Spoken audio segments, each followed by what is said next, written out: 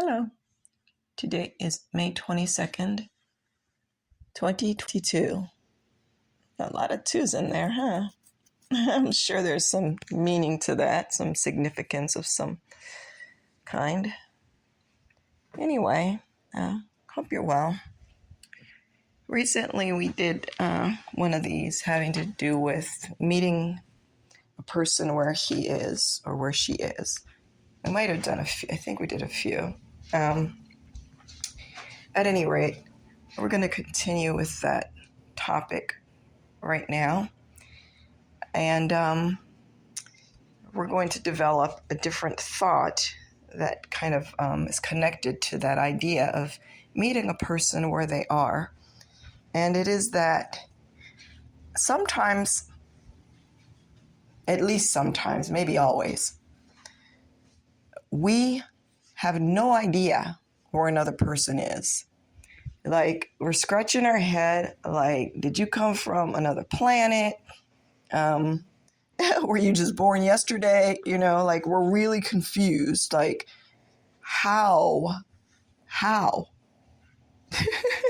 Why? And we really don't understand.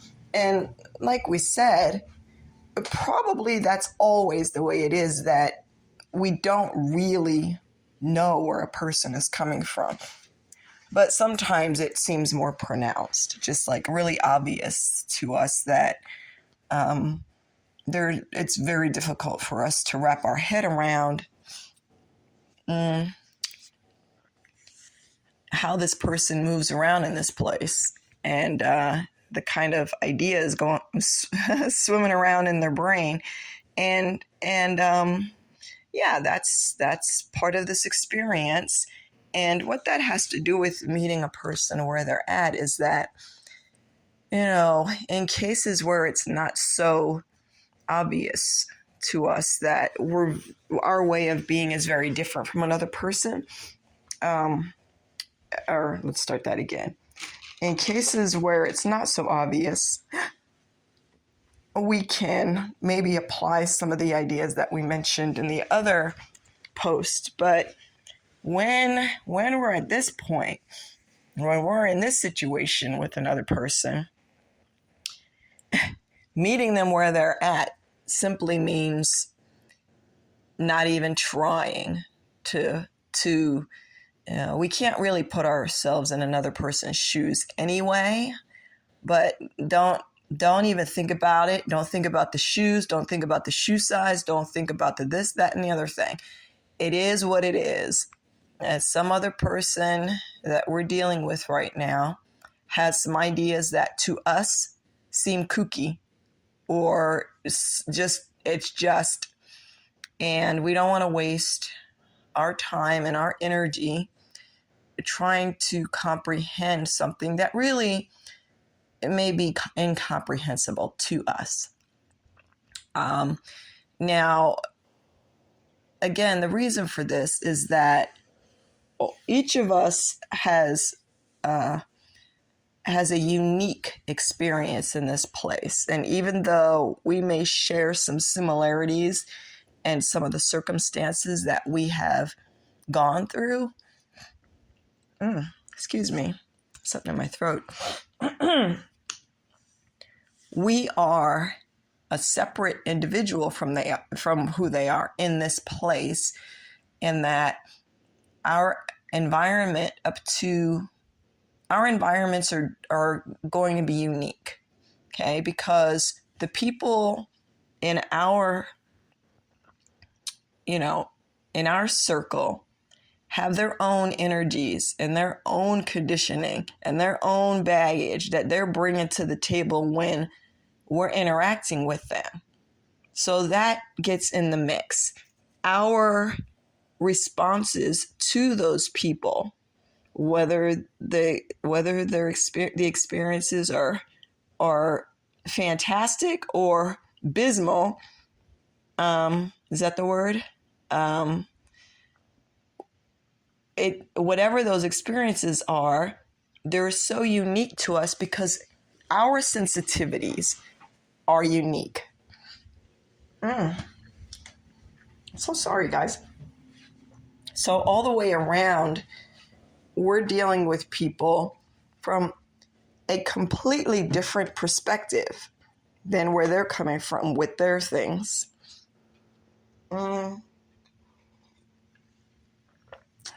This next thought, I'm going to try to put it as clearly and concisely as I can. I'm crossing my fingers here, literally.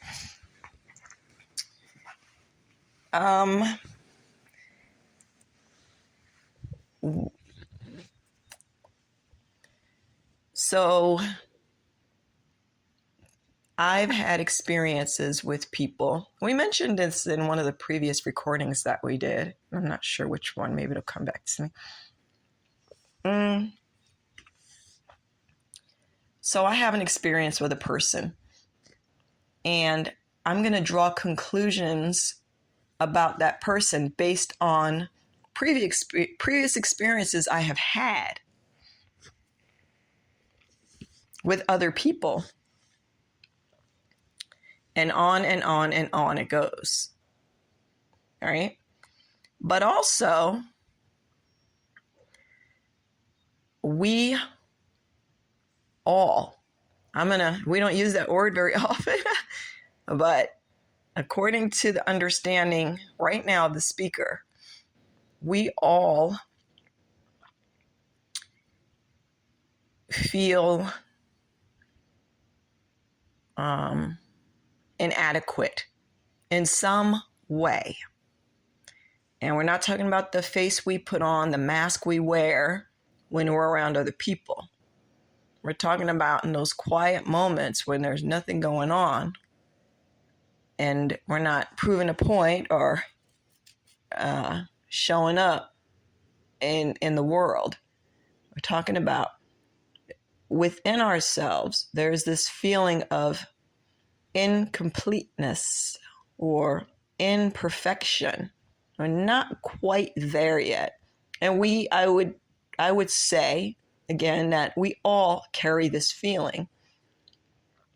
So when a situation presents itself in my life that appears to offer a solution to that in some way,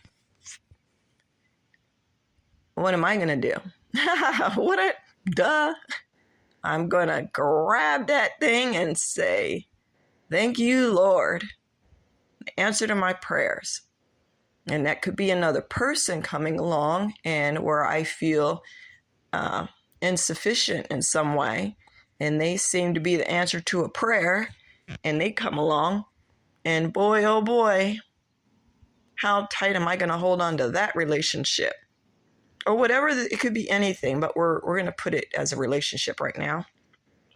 Pretty damn hard. That's how hard I'm going to hold on to it.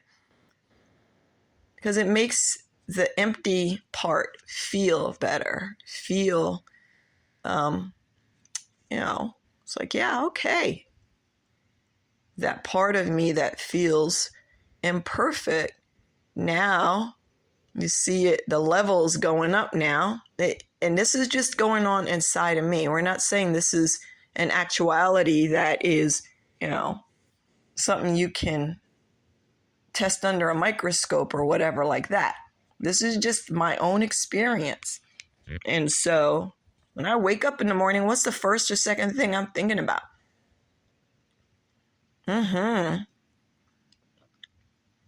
See? And that can open a whole other discussion about how we manipulate things in our surroundings, in our environment, in our lives to mimic something that feels like completeness, while actually the actual thing that can do that is right before us. But it's not as easy for us to achieve, we'll say, as it is to do the aforementioned. And so that's what we do. But that's a whole other recording, which we might do at some point. Okay, so now you got a world full of people that do this. We do this. Whether it's relationships, whether it's a job, whether it's whatever it is that fills that void of imperfection or incompleteness in us. And we'll take that shit all the way home. So now, here's the thing. We don't really know, even in ourselves, very often, what those things are, and that is what is taking place in us. So how the hell are we going to be able to recognize that in the people around us when we don't know what those deep insufficiencies that they feel that they're feeling inside are, and what are the things that in their mind is filling that space? We're just, if we're scratching the surface of that for ourselves, we're doing very well. And sometimes we might be able to perceive some little something happening with other people, but the point is, we don't even want to expend all our precious time and energy in that endeavor.